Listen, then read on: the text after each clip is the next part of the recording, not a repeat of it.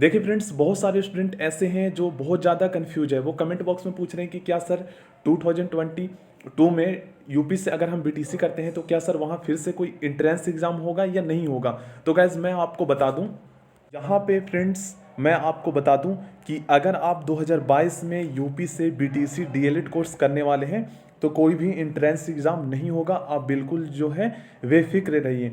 क्यों, इसके पीछे का रीज़न मैं आपको बता देता हूँ। एक्चुअली गाइज देखिए, 2021 में क्या हुआ था, आपका जो एडमिशन हुआ था वो आपकी मार्क्स के बेस पे हुआ था। ठीक है, आपका 10th प्लस में 12th प्लस में आपका ग्रेजुएशन के मार्क्स जो है ऐड हुए थे और उसी के बेस पे जो है आपका जो है मेरिट बना था और उसके बेस पे जो है आपका कॉलेज अलॉट किया गया था। ठीक है, आपके मार्क्स के बेस पे। इसके पीछे का रीज़न ये है गाइस कि कोरोना की वजह से जो है लाखों की संख्या में स्टूडेंट होते हैं। आपको पता है लाखों की संख्या में एवरी ईयर स्टूडेंट जो है बीटीसी में एडमिशन लेते हैं।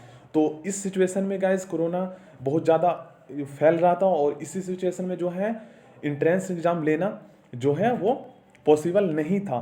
तो यही गवर्नमेंट ने डिसीजन लिया। आपका यहाँ पे देख लीजिए, देखिए यहाँ पे लिखा हुआ है 2021-22 सत्र में प्रवेश के लिए परीक्षा नहीं होगी। इसके पीछे का रीजन आप समझिए। सरकार ने परीक्षा के माध्यम से प्रवेश लेने के परीक्षा नियामक प्राधिकारी के प्रस्ताव को ठुकरा दिया। ठीक है, जो पीएनपी था वो आपका बोल रहा था कि इंट्रेंस एग्जाम लिया जाए, मतलब कि जो बच्चे यूपी से बीटीसी करना चाहते हैं उनका इंट्रेंस एग्जाम हो। बट गवर्नमेंट ने कोरोना को देखते हुए जो है ये फैसला लिया कि जो आपका एडमिशन होगा वो इंट्रेंस बेस पे नहीं होगा, आपका मेरिट बेस पे होगा। तो इसलिए आपको पता है कि अभी जो है और भी कोरोना के मामले बढ़ रहे हैं, ओमिक्रॉन जैसे आ गया। तो 2022 में भी कम ही चांस है कि आपका एंट्रेंस एग्जाम होगा। तो अगर आप ग्रेजुएशन कर रहे हैं, थर्ड ईयर में हैं, तो आप गाइज आप जरूर जो है अपना स्कोर बढ़ाइए, क्योंकि आपका जो है मतलब कि मार्क्स के बेस पे ही 2022 में भी आपका एडमिशन होने वाला है। इसलिए आपको बिल्कुल भी जो है टेंशन नहीं लेना और कुछ भी आपके डाउट है तो आप कमेंट बॉक्स में पूछ सकते हैं। और मैं आपको बता दूंगा गाइस कि अगर आपके मार्क्स जो है ना, देखिए 70% मान लीजिए 10th में है, 12th में आपका 70% है और ग्रेजुएशन में अगर आपके 60% है तो जोड़ लीजिए 700, 7 14 14 और 6 20, मतलब कि 200 मार्क्स बन रहे हैं। तो यहाँ पे अगर आप एससी और ओबीसी या एसटी की सर्टिफिकेट बनवा लेते हैं ना तो आसानी से आपका गवर्नमेंट कॉलेज में एडमिशन हो जाएगा। ये मैं आपको बता रहा हूँ। देखिए कट ऑफ क्या होता है, कट ऑफ वो मिनिमम मार्क्स, जिस मिनिमम मार्क्स पे आपका जो है एडमिशन हो जाता है। तो गवर्नमेंट कॉलेज की अगर हम कट ऑफ की बात करें तो गवर्नमेंट कॉलेज में गाइस वे स्टूडेंट जिनका मतलब कि 180 मार्क्स थे ना और जो एससी एसटी कैटेगरी से बिलोंग करते थे, जिनके पास सर्टिफिकेट था और इस कैटेगरी से जिन्होंने अप्लाई किया था उनका एडमिशन हो गया था। और वही गाइस 200 मार्क्स वाले स्टूडेंट जो जनरल कैटेगरी से थे उनका एडमिशन नहीं हो पाया था।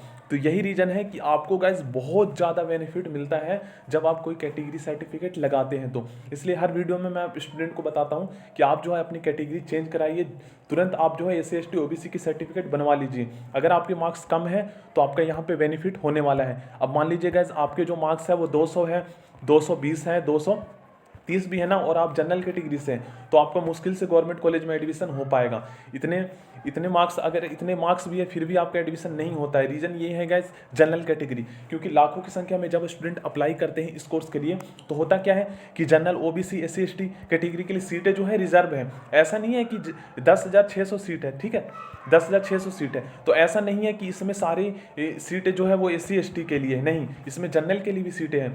तो अगर हम लगाएं तो लगभग 2000 के आसपास गवर्नमेंट में 2000 के आसपास एससी की सीट है, 2000 के आसपास एसटी की सीट है, 2000 के आसपास जो है ओबीसी की सीट है और जनरल के लिए लगभग 3000 से 4000 सीटें हैं।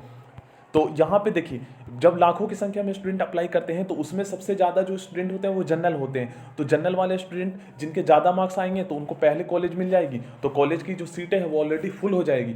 तो इस सिचुएशन में आपका एडमिशन हो ही नहीं पाएगा। और वहीं अगर आप देखें तो एससी एसटी स्टूडेंट की जो संख्या होती है वो कम होती है और आपके मार्क्स कम भी आते हैं तो आपका एडमिशन हो जाता है, क्योंकि सीटें रिजर्व होती हैं। ठीक है, उम्मीद करता हूँ आपको ये वीडियो समझ में आया होगा। और एडमिशन का आपका जो है ना जुलाई अगस्त में स्टार्ट हो जाता है। तो जैसे एडमिशन स्टार्ट होगा मैं आपको इन्फॉर्म कर दूंगा, तो आप मेरे चैनल को जो है सब्सक्राइब कर सकते हैं। Thank you friends.